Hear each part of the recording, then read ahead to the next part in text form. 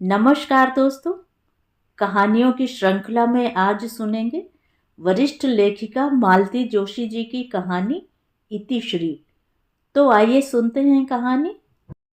आज खाना नहीं बनेगा क्या? कब से बन गया है? फिर परोसने का मुहूर्त कब है? जब आप कहें, मतलब कहना पड़ेगा तभी खाना मिलेगा। रमा ने कोई जवाब नहीं दिया और रसोई में चली गई। जवाब देती तो पतिदेव और कोई नुक्ता निकालते। सीधी बात करना तो इस आदमी ने सीखा ही नहीं है। जब भी मुंह खोला है उल्टी सीधी बात ही निकली है।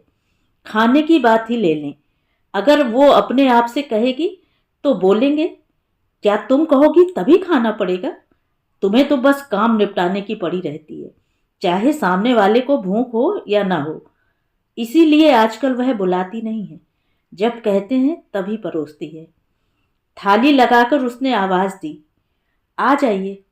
पतिदेव आकर बैठ गए। आते ही पूछा, तुम्हारी थाली कहाँ है? मैं बेटू के साथ खा लूंगी। वे हजरत पूरे शहर की खाक छान कर आधी रात को लौटेंगे, तब तक भूखी बैठी रहोगी? मुझे आदत है। अच्छा, आपकी माँ आपके लिए आधी आधी रात तक खाना लिए बैठी रहती थी। आप दोनों से पहले मेरे खाने का सवाल ही नहीं उठता था, चाहे गोद में बच्चा हो या पेट में। मुझे तो रुकना ही पड़ता था।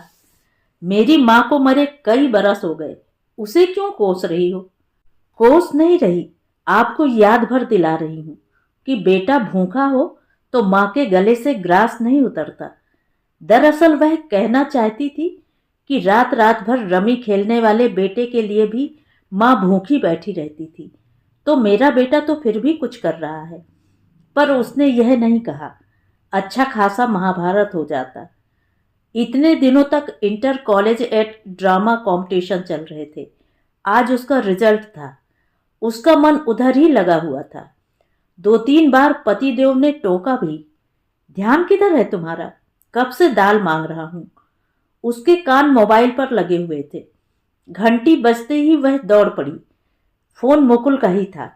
ममा, बधाई हो, आपके बेटे को बेस्ट एक्टर का प्राइज मिला है। सच? खुशी से उसकी आंखें छलक आईं। हाँ, और हमारा नाटक सेकंड आया है।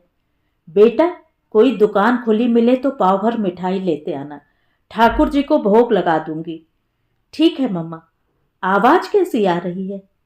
तुम्हारे पिताजी खाने पर बैठे हैं, थाली पीट रहे हैं। माँ जाओ उन्हें अटेंड करो, नहीं तो हंगामा मचा देंगे।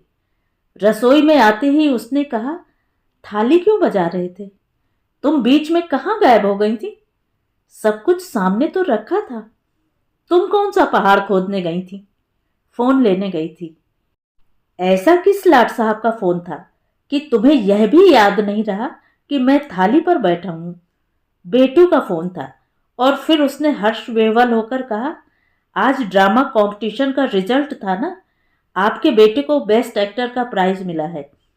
तुम तो ऐसे हुलस रही हो जैसे तुम्हारा बेटा दिलीप कुमार बन गया हो। आज की तारीख में तो वह मेरे लिए दिलीप कुमार ही है। और फिर अनुनय भरे स्वर में बोली, देखिए, आपसे एक रिक्वेस्ट है। आज वह घर लौटे तो उससे रोज की तरह बहसबाजी मत कीजिएगा। उसकी सारी खुशियों पर पानी फिर जाएगा। ये आपका हुक्म है जो मानना पड़ेगा? नहीं, ये मेरी रिक्वेस्ट है, हाथ जोड़कर विनती है। तो माँ बेटे को मेरा बोलना इतना बुरा लगता है? आपका बोल ही इतना कड़वा है तो बुरा तो लगेगा ही। और हम दोनों को ही नहीं, आपकी लाडली को भी आपका बोलना बुरा लगता है। अच्छा, अभी 2 दिन पहले ही उसका फोन आया था। कह रही थी कि पापा से कहो कि जो कुछ कहना हो मुझसे कहा करें, नवीन से बात ना करें प्लीज। कह रही थी पापा तो कह सुनकर अलग हो जाते हैं, उसका ताप मुझे झेलना पड़ता है। अगले 4-5 दिन तक घर का वातावरण कसैला हो जाता है। आपने नवीन को फोन किया था क्या? हाँ किया था। किसी से डरता हूं क्या? फोन क्यों किया था? उसका बाप गांव की जमीन बेचकर आया है, तो पूछ रहा था कि तुम्हारे हिस्से कुछ आया कि तुम्हारा कलकत्ते वाला भाई सब बटोर कर ले गया। आपको यह सब पूछने की क्या जरूरत थी? यह उनका घरेलू मामला है। उस घर में मेरी बेटी ब्याही है, लेकिन आपकी ये बात आपकी बेटी के खिलाफ ही जाती है ना? घर वाले तो यही समझते हैं कि उसने यह सब कुछ पुछवाया होगा। कह रही थी कि इतनी सी बात के कारण घर में भारी कलह हो गई। देखिए, आपकी अच्छी बुरी बातें हम घर वाले झेल लेते हैं, झेलनी ही पड़ती है, लेकिन दामाद आपकी बात क्यों सुनेगा? उसने पलटकर कुछ जवाब दे दिया तो आपकी क्या इज्जत रह जाएगी? तुम्हें क्या लगता है वह नालायक चुप रह गया होगा? जानती हो उसने क्या कहा? क्या कहा? उसने कहा, मेरे पिता अभी जीवित हैं, बंटवारे की नौबत नहीं आई है, पर आप घर का सौदा करते समय बेटी को याद रखिएगा, उसका हिस्सा मत डकार जाना। उस नालायक को कैसे पता चला कि मैं घर बेच रहा हूं? आप घर बेच रहे हैं? पतिदेव एकदम चौंके। अनजाने अनचाहे उनके मुंह से सच निकल गया। अपने को संभालते हुए बोले, बिल्डर को दे रहा हूं।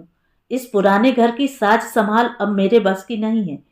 बिल्डर इसे नई शक्ल सूरत दे देगा, अपने लिए एक फ्लैट भी देगा, और तब तक के लिए भी वह हमारे रहने की व्यवस्था करेगा। बात हो गई है। और वे उठ गए। रमा दोनों हाथों में सिर दिए बैठी रही। घर बेचने की बात पर रमा को जरा भी आश्चर्य नहीं हुआ था। पति की पिछली कारगुजारियों को देखकर तो लगता था यह अब तक तो हो जाना था। उसे कोई मोह नहीं था। वह बस यही चाहती थी कि बेटे की नौकरी लगने तक सिर पर छत बनी रहे। उसके बाद वह न घर का मुंह देखेगी न घर वाले का। बिल्डर वाली बात पर भी उसे खास भरोसा नहीं था। यह आदमी किसी दिन भी उसे सड़क पर खड़ा कर देगा, वह जानती है। बहुत पुरानी एक बात याद आ गई। शहर के बाहर उन लोगों का आम का बगीचा था। अक्सर परिवार के साथ, मित्रों के साथ, सखियों के साथ वहां पिकनिक मनाती थी। आम के मौसम में इतने आम आते थे कि अचार मुरब्बे से बरनियां भर जाती थीं। ढेर आम टोकरों में भर भर कर मोहल्ले में रिश्तेदारों में बंटते थे। एक बार पूरा सीजन निकल गया, घर पर एक आम नहीं आया। उस समय उसकी सास जीवित थी। वे ताव खाकर एक दिन ठेकेदार के घर पहुंच गईं और उसे खूब खरी खोटी सुनाई। उसने पांव पकड़ लिए, बोला, माँ जी, मैं नौकर आदमी हूं, मालिक की आज्ञा के बिना किसी को आम कैसे दे सकता हूं? घर पर देने के लिए भी मालिक की आज्ञा चाहिए। ठेकेदार समझ गया, बोला, शायद आपको पता नहीं है, भैया ने बाग बेच दिया है, नए मालिक ने मुझे रख लिया, यही मेहरबानी है। माँ जी तो सन्न रह गई। ठेकेदार ने टोकरी भर आम थैले में भरकर उन्हें देने चाहे तो वहीं पटक कर चली आईं। घर आकर बेटे को आड़े हाथों लिया तो उन्होंने अत्यंत निर्लिप्त भाव से कह दिया, बाबूजी की 13वीं का कर्ज चुकाना था, इसलिए बेच दिया। तुम्हारे बाबूजी को गुजरे तो 3 बरस हो गए। हाँ तो इन 3 वर्षों में सूद मूल से भी ज्यादा हो गया था, क्या करता? बेटे की इस साफ गोई पर माजी चकित रह गईं। फिर बोली, देखो, एक बात आज ध्यान से सुन लो, मेरी 13वीं पर तुम कोई कर्ज नहीं उठाओगे, समझे? जब मेरी अस्थियां सिराने जाओ तो वहीं 2-4 ब्राह्मण जिमा देना, समझे? इतना कहकर भी वे आश्वस्त नहीं हुई। एक दिन पोटली भर नोट रमा को थमाते हुए बोली, संभाल कर रखना, उसे हवा भी मत लगने देना। ये इतने सारे रुपए काहे के लिए? मेरी अंत्येष्टि के लिए, मेरी लकड़ी के लिए चंदा करके मुझे बेइज्जत मत करना। मुकुल की बहू के लिए चेन रखी थी, उसे बेचकर ये पैसे लाई हूं। माजी ने बेटे को अच्छे से परख लिया था। जिस दिन उनकी अंतिम यात्रा निकलने को थी, घर बाहर लोगों की भीड़ जुट गई थी। ऐसे में पति ने उसे कमरे में बुलाया, तुम्हारे पास कुछ पैसे हैं? आपके पास माँ की अंत्येष्टि के लिए भी पैसे नहीं हैं? अरे ये सब एकदम हो गया। ठीक ही तो हुआ, बीमार पड़ती तो क्या आप इलाज करा पाते? फिर पैसे देते हुए कहा, मुझे पता था यह सब, इसीलिए भैया लोगों से कहा था पैसे लेते आना। अब आप समय पर उनका कर्जा चुका देना, बस। पतिदेव ने हमेशा की तरह सिर हिला दिया और बाहर चले गए। मां नहीं रही तो कोई अंकुश नहीं रहा। उन्होंने अपनी पुश्तैनी दुकान पर बैठना ही छोड़ दिया। कहा कि पीठ में दर्द रहता है, दुकान पर एक लड़का रख दिया है। जब 4 महीने तक दुकान से एक पैसा नहीं आया तो रमा ने पूछा, बोला, किराए से उठा दी है। उस पेशगी वाली रकम का क्या हुआ, यह उसने चाहकर भी नहीं पूछा, क्योंकि ऐसे प्रश्न हमेशा अनुत्तरित रहते आए हैं। एक दिन मुकुल उस ओर गया था। लौटकर उसने बताया कि दुकान का तो काया पलट हो गया है, वह पहचानी नहीं जाती। Cosmetics, artificial jewellery, greeting card, महंगे खिलौने, गिफ्ट आइटम, पता नहीं क्या क्या है उसमें। उस बाजार में अलग ही नजर आ रही है। मुकुल ने बताया कि दुकान की सिर्फ शक्ल सूरत ही नहीं बदली, बोर्ड भी बदल गया है, उस पर नया नाम है। उसने पति से जवाब तलब करना चाहा तो उन्होंने सपाट स्वर में कहा, पैसे की जरूरत थी, बेच दी। बताना तो था, हर बात तुम्हें बताना जरूरी है? बताता तो तुम क्या कर लेती? यह तो सच था, वह क्या कर लेती? बस वह चिंता में डूब गई। यही सिलसिला रहा तो गृहस्थी कैसे चलेगी? उसकी छोटी सी नौकरी है, उससे दोनों वक्त का चूल्हा तो जल जाएगा, पर गृहस्थी में और भी खर्चे होते हैं। उनका क्या?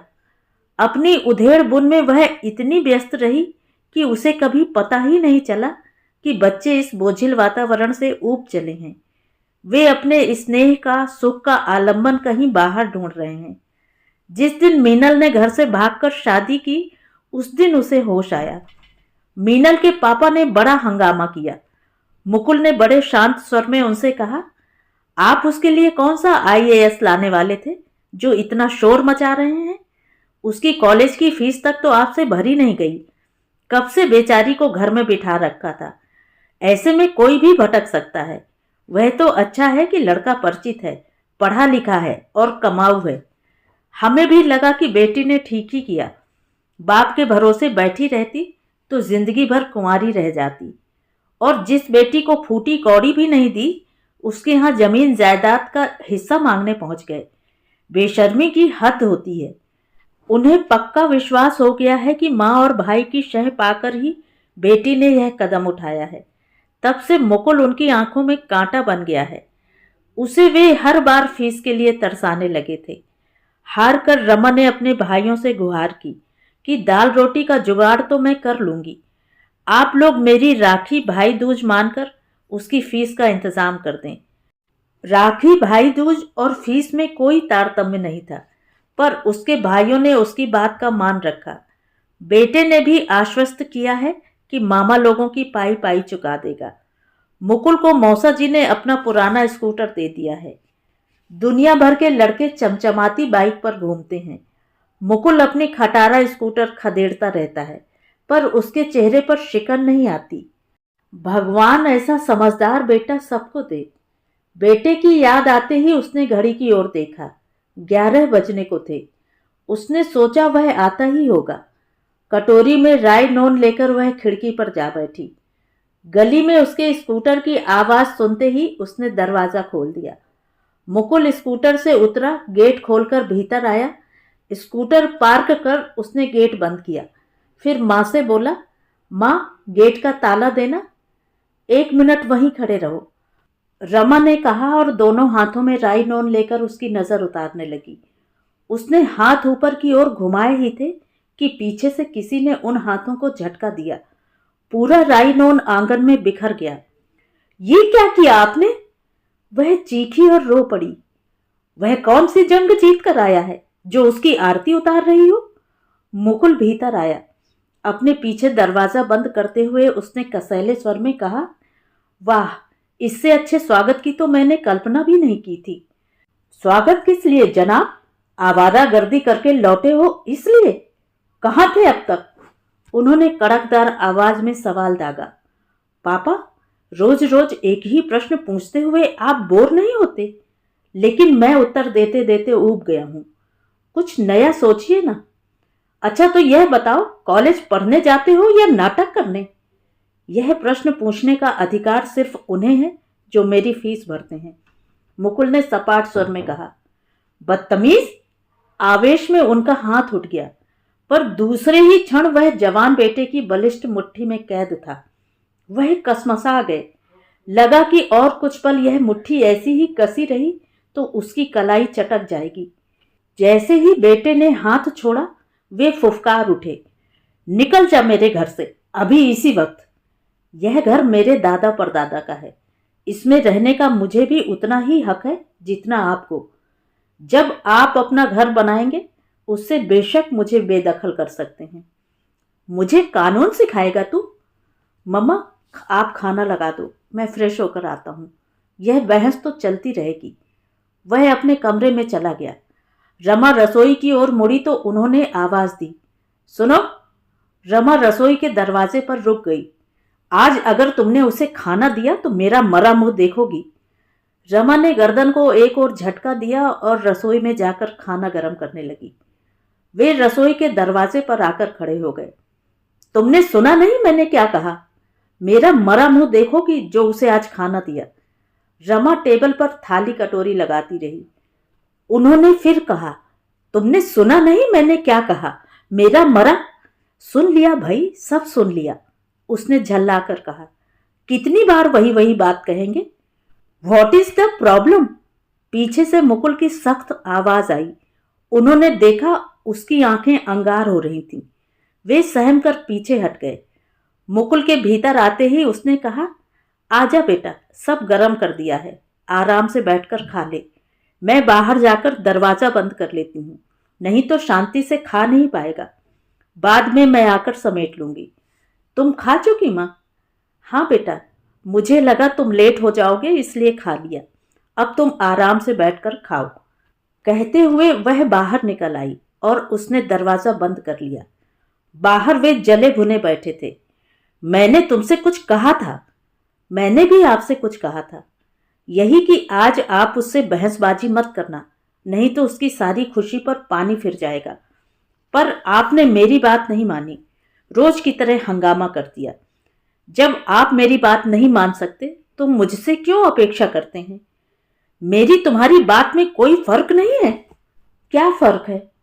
मैंने कहा था मेरा मरा मुंह देखोगी अगर उसे खाना दिया तो। मतलब तुम्हें मेरे मरने जीने से कोई फर्क नहीं पड़ता? वह चुप रही। यह मत भूलो कि मेरी वजह से तुम सुहागिन बनकर इठला रही हो।